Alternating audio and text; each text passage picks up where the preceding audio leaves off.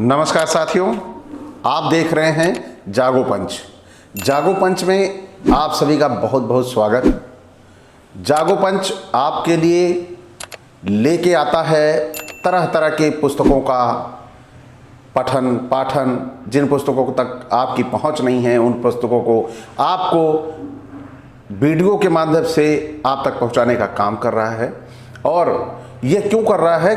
क्योंकि पुस्तकों को आज मार्केट में हमारी जो बहुजन समाज की या यूं कहें जो अंधविश्वास और पाखंड की जड़ों को खोदती हुई पुस्तकें हैं, वह समाज में उनकी उपलब्धता बहुत कम है क्योंकि हमारे प्रकाशन नहीं हैं।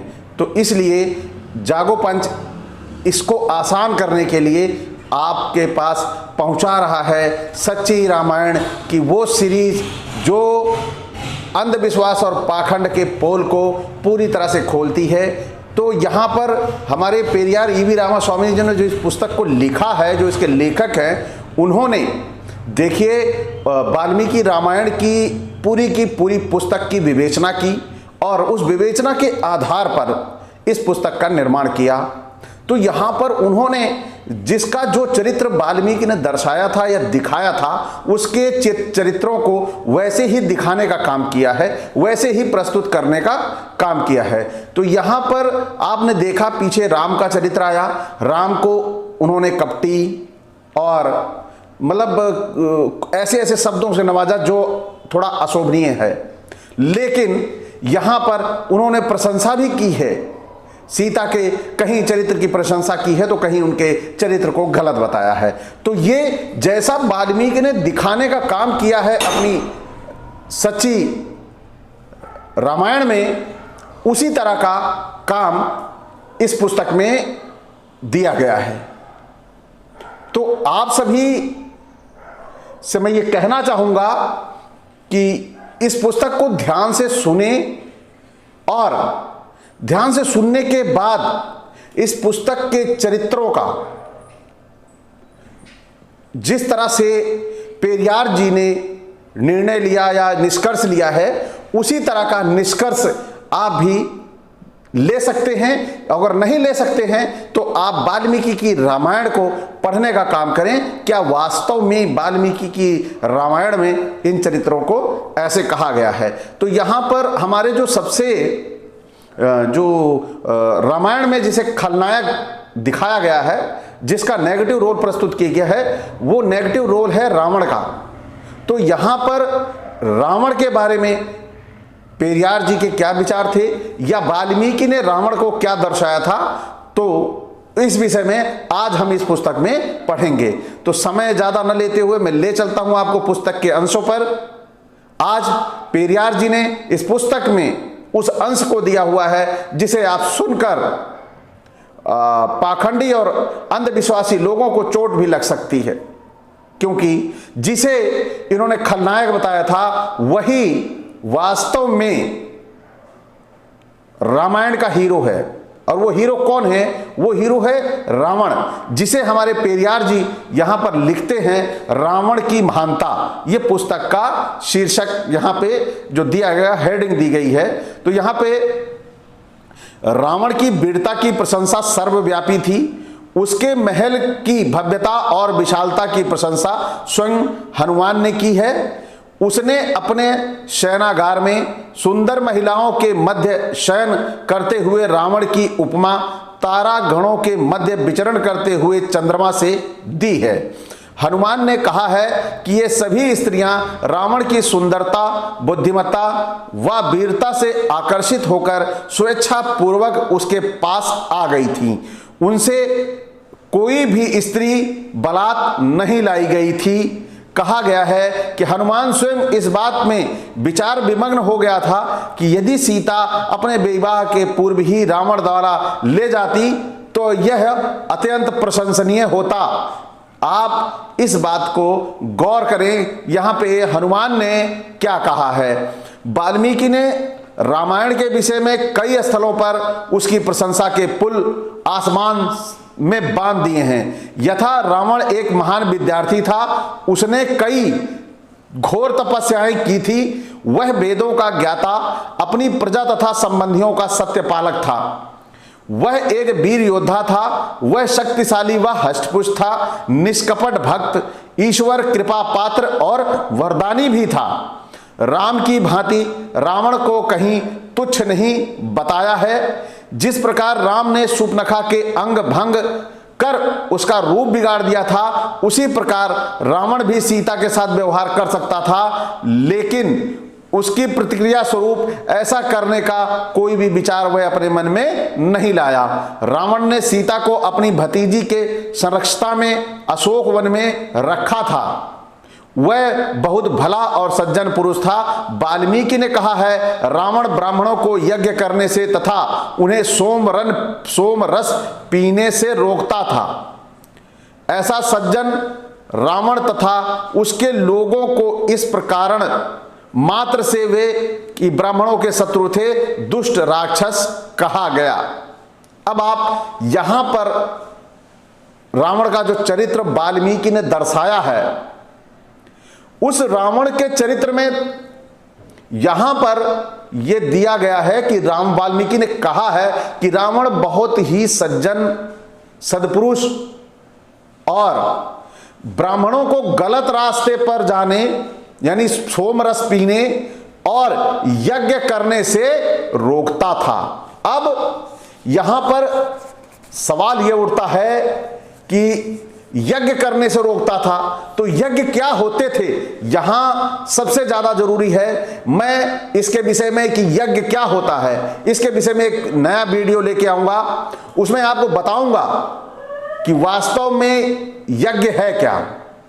जब तक आप यज्ञ को नहीं जानोगे, तब तक आप यज्ञ को रोकने वाले को आप राक्षस समझते रहोगे। सबसे ज्यादा जरूरी है हमें यह समझना कि यज्ञ होता क्या है।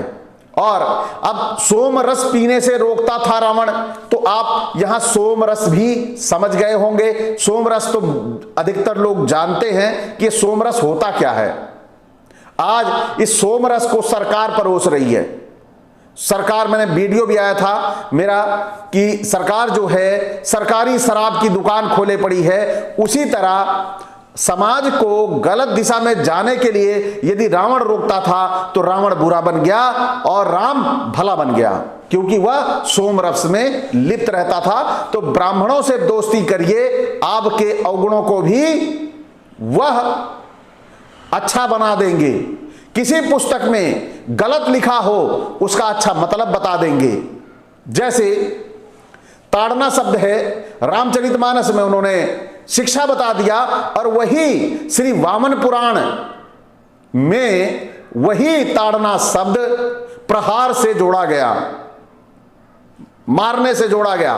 तो यह कभी भी किसी का मतलब, यानी कि आप कितना भी बुरा हो उसे अच्छा बता देने का काम ब्राह्मणों से अच्छा कोई नहीं कर सकता। तो जब ये शराब और यज्ञ करते थे तो इन यज्ञों में बहुत सारे जानवरों को भूनने का काम करते थे, उन्हें पकाने का काम करते थे। ये था यज्ञ। लेकिन इसके विषय में मैं फ्रेश वीडियो लेके आऊंगा। कब कब इन्होंने कौन सा यज्ञ किया, उसमें किसने जानवरों की आहुति दी, उसमें कितने जानवरों को उसमें जलाया, इसके विषय में मैं लेके आऊंगा और आपको बताऊंगा कि वास्तव में यज्ञ क्या है। आप भी यज्ञ को रोकने लगेंगे। आज अपने आसपास होने वाले यज्ञों को मत देखिए। ये यज्ञ का स्वरूप जो बदला है, ये बदला है बुद्धिज्म का जो प्रभाव बढ़ने लगा, तो इन्होंने उसे बंद करना शुरू कर दिया और ये भले मानस बनते दिखाई देने लगे। तो आइए चलते हैं पुस्तक के अंश पे। अब आगे आता है जो शीर्षक दिया है वाल्मीकि रामायण। रामायण की कथा कदापि सत्य नहीं है। यही विचार कई धर्म धुरंधरों तथा बुद्धिमानों द्वारा व्यक्त किए गए हैं। वाल्मीकि ने स्वयं कहा है कि राम ना तो ईश्वर था, ना उसमें कोई स्वर्गीय शक्ति थी। ऐसी स्थिति में भी हिंदू रामायण तथा उसमें वर्णित आर्य पात्रों को महत्वपूर्ण समझते हैं। ऐसा क्यों? ताकि ब्राह्मण लोग ब्राह्मणों के अतिरिक्त दूसरे मनुष्यों से सम्मान पाने का प्रचार कर सकें। कुछ भी हो, हमें रामायण निम्नांकित बातों का पुनरीक्षण करना चाहिए। और यह भी जरूरी भी है कि यदि कोई हमारे महापुरुष संदेश दे रहे हैं या कोई भी हमें कोई बात बताता है तो निश्चित तौर पर हमें उसे अपने स्तर पर उसका पुनरीक्षण करना चाहिए। और आप भी, मैं जो पढ़ रहा हूं, मैं भी ये भी कह रहा हूं कि आप उसका पुनरीक्षण करिए। मैं ये नहीं कहता कि आपने अगर पढ़ा, मेरी बातों को सुना, तो आपके कानों में शीशा पिघला के डाल दूंगा, और अगर आपने देखा तो आपकी आंखों में गर्म सला के डाल दूंगा। मैं ऐसा नहीं कह रहा हूं, क्योंकि मैं आपको जगाने का काम कर रहा हूं। आप अपने आंखों का और ज्ञान का इस्तेमाल करिए। जो मैं बोल रहा हूं, ढूंढिए वास्तव में ये सही है या गलत।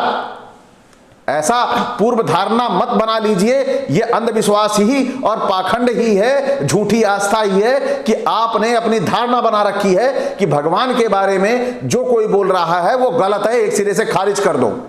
नहीं, बता रहा है तो भगवान को भी परखो। नहीं परखोगे तो वो मिलेगा कहां, वो दिखेगा कहां? तो कब तक उन लोगों के चक्करों में, साजिशों में ब्राह्मणों की आते रहोगे? वो मिलता है नहीं, दिखता है नहीं, और आप उसका डिफेंस करते रहते हो, उसकी रक्षा करते रहते हो। तो इस विषय में पुनरीक्षण करना जरूरी है। तो इसी तरह इस पुस्तक का भी आप पुनरीक्षण करिए। सुप्रीम कोर्ट और हाई कोर्ट ने तो पुनरीक्षण इसका किया ही है, लेकिन आप भी करिए, क्योंकि आप जागरूक हैं, पढ़े लिखे हैं, तो अपने स्तर पर करिए। तो आइए आगे चलते हैं।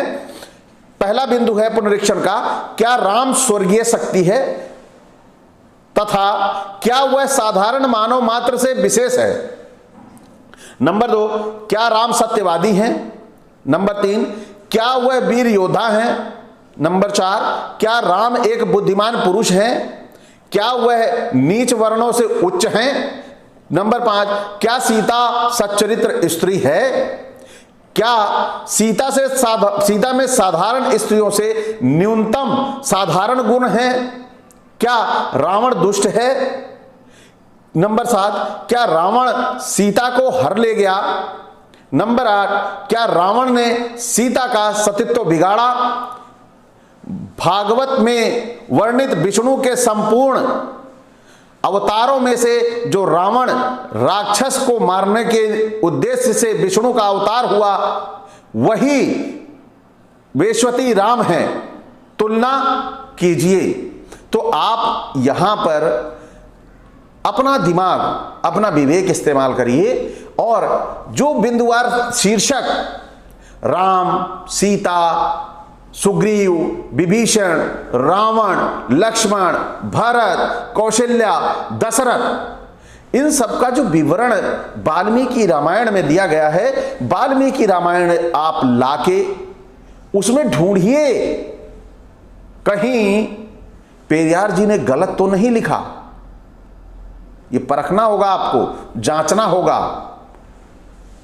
तो मैंने तो जांचा और मुझे सही मिला, तो आप भी जांचिए, जिससे कि मेरी तरह आप भी कॉन्फिडेंस, विश्वास में बोल सकें।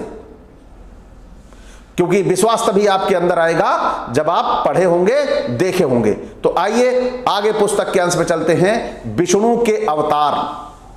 तो यहां पर विष्णु का पहला अवतार था मत्स्य अवतार, कच्छप अवतार, शूकर अवतार, गंगा अवतार, वामन अवतार, परशुराम अवतार, राम अवतार, कृष्ण अवतार, बलराम अवतार। यह वर्णन किया गया है। ये सभी 9 अवतारों का अर्थ ब्राह्मणों के हित में उनके शत्रु द्रविड़ राजाओं, शूद्र महाशूद्र राजाओं का संहार करना है। इन 9 अवतारों में से ब्राह्मणों ने राम के अवतार को अपनी रामायण की कल्पित कथा का आधार बनाया है। रामायण की यह कथा नम्बियांदर, नंबो तथा दूसरे शैवित संतों पर आधारित पैर्य पुराण के समकक्ष है।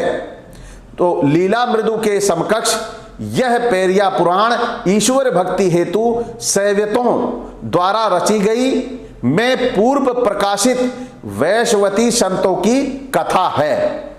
किंतु रामायण की कथा शैवितों के स्कंद पुराण से ली गई है, जिसका नाम परिवर्तित कर रामायण रख दिया गया है। स्कंद पुराण में आर्यों द्वारा कहे जाने वाले द्रविड़ राक्षसों यानी शूद्रों के प्रति दर्शाई गई घृणा थी, अपेक्षा रामायण में उन्हें आर्यों को अत्यधिक माने जाने का दृष्टिकोण अपनाया गया है। रामायण की अपेक्षा स्कंद पुराण का निर्माण बहुत समय पूर्व हुआ। इसी प्रकार से वह केवल एक व्यक्ति द्वारा लिखी गई थी। चूंकि रामायण बहुत समय पश्चात लिखी गई, वह भी भिन्न समय में भिन्न भिन्न लेखकों के द्वारा, फलस्वरूप कई स्थलों पर भिन्न भिन्न विचार एक दूसरे लेखक से विभिन्न प्रकट किए गए हैं। रामायण के प्रमुख पात्र राम और सीता के विषय में दिए गए वर्णनानुसार उन्हें चरित्रहीन बताया गया है। अब आप यहां भी समझ सकते हैं, कई लेखकों ने समय समय पर राम और सीता के चरित्र को चरित्रहीन बताया है।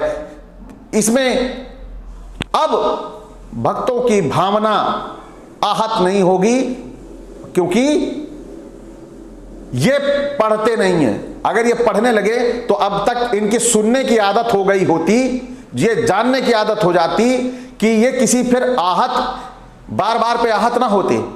पढ़ने की आदत है नहीं। बगल का पंडित टिक्का लगाए, 5वीं 8वीं पढ़ा, बता दिया राम भगवान थे, मान लिया राम भगवान थे। घर का पढ़ा लिखा बेटा बता रहा है ये गलत है, ये नहीं थे, उसकी बात नहीं मानेंगे, भले ही वो MA BA IAS PCS हो, और भले ही वह IAS PCS हो, वो भी ये नहीं जानता कि ये कोरी कल्पना है। तो वो अपने माँ बाप को क्या बताएगा, वो अपने बुजुर्गों को क्या बताएगा, क्योंकि वो भी पढ़ा लिखा, अगर OBC ऐसी समाज से है, पढ़ा लिखा है, तो वह संविधान की प्रक्रिया से इस काबिल हुआ, लेकिन वह अपने आप को काबिल उस ईश्वर के द्वारा मानता है, वो शिक्षा को अपने बिल्कुल नहीं मानता। लेकिन अगर ईश्वर होता तो निसंदेह वह अच्छे आदमियों की पहचान करके अच्छे लोगों को शासन सत्ता तक पहुंचाता, उन्हीं लोगों को देता कि वो मानवता के लिए काम करें। क्योंकि मानवता, अगर उसने मानव बनाया है तो कुछ विशेष सोच के ही मानव बनाया होगा और उसे मानवीय कार्यों के लिए लगाता। लेकिन कहीं ईश्वर नहीं है। ईश्वर अगर कोई है तो वो हम आप हैं, क्योंकि हम आप अपने मानवीय गुणों को जगा के अपने जैसे लोगों को सबका सम्मान दें, जैसे हम अपनों को देते हैं वैसे सभी को सम्मान दें, भाईचारे की भावना लाएं, तो हम भगवान हुए। क्योंकि हम सबको बराबर समझते हैं, और जो बराबर नहीं समझता ना वो भगवान है और ना वो इंसान है, वह एक विकृत मानसिकता का व्यक्ति है जो लोगों में ऊंच नीच भेदभाव को मानता है। तो आइए पुस्तक के अंशों पर भी थोड़ा सा प्रकाश डालें, क्योंकि ज़्यादा समय मैं अगर अपने कहूँगा तो आप लोग भी कहेंगे कि आप अपनी ही बातें बताते रहते हैं, पुस्तक पढ़ के नहीं सुनाते। तो आइए, तो यहाँ पर 6 वर्ष की अवस्था में ब्याह हो जाने तथा 5 वर्ष की अवस्था में किसी स्थान पर छिपकर ताड़का का वध कर डालने से बालक राम की कथा प्रारंभ होती है। उपरोक्त 2 घटनाओं के कारण बालक राम को प्रकाश में लाने का कोई कारण नहीं रहा है।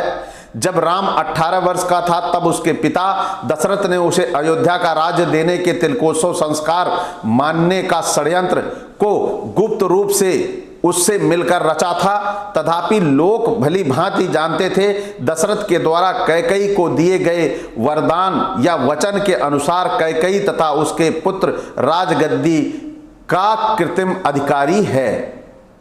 तो यहां पर आप लोग गौर करिएगा पुस्तक के अंशों को जो मैं पढ़ रहा हूं, क्योंकि ये आपके जब तक जेहन में नहीं होगा, दिमाग में नहीं होगा, आप सही इस पुस्तक का जो मंशा है वो नहीं समझ पाएंगे।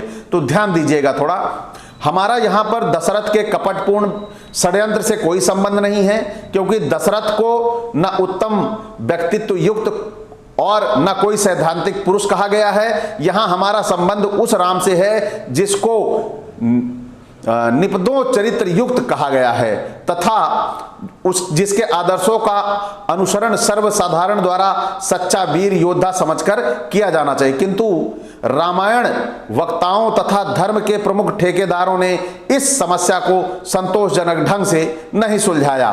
श्री राजगोपालाचार्य ने अंग्रेजी पुस्तक सम्राट का पुत्र में संतोषजनक ढंग से उपरोक्त त्रुटियों का वर्णन किया है। अतः हम केवल इस निर्णय पर पहुंचते हैं कि राम केवल एक साधारण मनुष्य है तथा मध्य श्रेणी के मनुष्य से भी हीन है। तो आप यहां पे गौर करिएगा, निम्नलिखित तथ्य प्रकट करते हैं कि राम शूरवीर नहीं अपितु कायर है। उसके सुशील तथा लज्जित स्त्रियों को न केवल छेड़ा बल्कि उन्हें मार डाला। उसने बिना किसी प्रमाणिक कारण के ताड़ के पेड़ों की ओट में छिपकर बाली को मारा। यह वह भी कि जब बाली दूसरे व्यक्ति से लड़ने में संलग्न था। रावण की संपूर्ण कथा में यह कहीं नहीं प्रकट होता है राम कोई विवेकशील मनुष्य था। तो आप यहां पे गौर करिएगा, ये पुस्तक का सारांश पूरा दिया गया है। ये वो सारांश है जहां पर आपको गौर करने योग्य तथ्य मिलेंगे। तो आगे चलते हैं। दशरथ ने राम को निम्नलिखित लालचपूर्ण परामर्श किया था कि हे राम, मैंने अपनी मूर्खतावश अपना राज्य कैकेयी को देने का वचन दिया है। इसी के दुष्परिणाम स्वरूप मैं अपनी इच्छा के विरुद्ध तुमसे वनवास जाने को कह रहा हूं। किंतु मैं तो अपने वचनों के अनुसार ऐसा करने को बाध्य हूं, परंतु तुम ऐसा करने को बाध्य नहीं हो। अतः मेरे द्वारा वनवास दिए जाने पर भी तुम यह घोषणा कर दो कि मैंने अपने पिता को गद्दी से उतार दिया है, अब मैं राज्य करूंगा। एक पिता अपने बच्चे को अपना वचन ना पालन करने के लिए कितनी अच्छी शिक्षा दे रहा है। यह हमारे समाज में अगर ये सीख फैलती, ये हमारे समाज में सीख जाती, घर घर जाती, तो क्या आप अपने घर में जय श्री राम अपने बच्चे को कहते गर्व से बोलने को? कभी नहीं कहते। लेकिन तुलसी ने हमें भ्रमित कर दिया। आगे, दशरथ द्वारा राम को ऐसा परामर्श देने पर तथा यह जानते हुए कि वह उचित नहीं है, राम ने कहा, यदि मैं ऐसा करता हूं तो जब वास्तविकता समझ लेगी तो वह मेरे प्रति विद्रोह कर देगी। अतः उसने अपने पिता से कहा कि तुम राज्य करते रहो और मेरा राज तिलकोत्सव स्थगित कर दो। इससे स्पष्ट हो जाता है राम बुद्धिमान नहीं था बल्कि वह पद लोलुप था। आगे और सुनिए, जब मारीच कपट वेश धारण कर स्वयं हिरण बनकर राम और लक्ष्मण और सीता के समक्ष दंडक वन से होकर निकला, तब वह उस हिरण के लिए सीता की प्रार्थना पर उसने उसे पकड़ना चाहा। यद्यपि हिरण के पकड़ने के फलस्वरूप भविष्य की दुर्घटना के विषय में लक्ष्मण ने राम को संकेत किया था, तो भी वह उसके पीछे पकड़ने चला गया। देखिए, यहां पर इन बातों से स्पष्ट हो जाता है कि राम के मस्तिष्क नहीं था। हम किस कारण से यहां उपरोक्त बातें करते हैं, इस प्रयोजन से हमें देखना है कि क्या रामायण और राम हमारी श्रद्धा तथा सम्मान के पात्र हैं। वह बताने के लिए कि किस प्रकार ब्राह्मण ने ब्राह्मण न कहे जाने वाले संपूर्ण लोगों को धोखा दिया है, ठगा है, बेवकूफ बनाया है तथा अपने तुच्छ स्वार्थी कार्यों की पूर्ति के लिए अपनी स्थिति और अज्ञानता को अद्भुत ढंग से वर्णन किया है। वे आज भी इस वैज्ञानिक युग में कहीं वही खेल जो रामलीला होती है, नाटक खेल रहे हैं। हम बताते हैं कि लोग इन त्रुटियों के संबंध में रामायण वक्ताओं से प्रश्न करें, लेकिन वो प्रश्न नहीं करते क्योंकि उन्हें आस्था और अंधविश्वास की वजह से वो अपनी बातें उन वक्ताओं से नहीं पहुंच पाते। तो यहां पर हमारा ये सवाल उठता है कि हर चीज की जानकारी हमें उन वक्ताओं से करनी चाहिए जो इस पुस्तक में लिखी है। जब ये जानकारी तथ्यपरक करेंगे तो ये परेशान होंगे, क्योंकि ये उसको गलत ढंग से बताने का काम करेंगे। जैसे रामचरितमानस में ताड़ना को शिक्षा बना दिया, पीछे की किताबों में नहीं बदल पाए।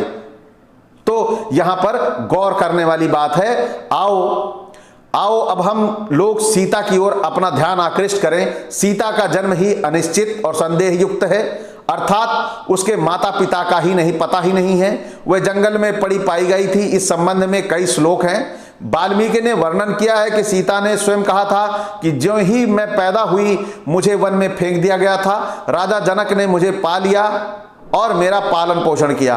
तरुणावस्था प्राप्त कर चुकने के पश्चात मेरे साथ लगे हुए उपरोक्त कलंक के कारण किसी भी राजकुमार ने मेरे साथ विवाह करने की इच्छा ना की। ढूंढने पर सीता के लिए कोई योग्य वर ना मिला। मिल सकने के कारण राजा जनक अपने मित्र विश्वामित्र के पास इस संदर्भ में गया। विश्वामित्र ने इस 5 वर्ष के राम का विवाह इस 25 वर्ष की सीता से करा दिया और सीता ने इस छोटे तथा अयोग्य पति पर कोई आपत्ति नहीं की। बड़े गौर करने की बातें हैं। ये कैसे कैसे कैसे इस कहानी की कल्पना की गई है, कैसे कैसे ये कहानी लिखी गई है। 5 वर्ष का बालक और 25 वर्ष की स्त्री का विवाह, वाकई ही ये आश्चर्यजनक चीजें हैं जो वाल्मीकि ने लिखी हैं। तो वाल्मीकि रामायण के अतिरिक्त दूसरी रामायण में भी कहा गया है कि राम तथा सीता का विवाह संस्कार हो जाने के पूर्व के पूर्व जनक की स्त्री स्वयंवर स्थल पर आई और वहां एकत्रित जन समूह के सामने चिल्लाकर घोषणा की कि सज्जनों, आप लोग यहां उपस्थित रहते हुए भी किस प्रकार यह हेय तथा घृणित उत्सव देख रहे हो। तो यहां पर जनक की स्त्री आई, उसने इस विवाह को देखा कि एक 5 साल का बच्चा और 25 साल की बच्ची, उसे बर्दाश्त नहीं हुआ और वह आई और उसने इस पर अपनी आपत्ति दर्ज की। लेकिन वहां पे समाज में किसी को आपत्ति नहीं हुई और वो इसके लिए सहर्ष तैयार थे। तो आगे चलते हैं। जैसे ही सीता सहित सब बाराती अयोध्या लौटकर आए, भरत ने सीता से घृणा की।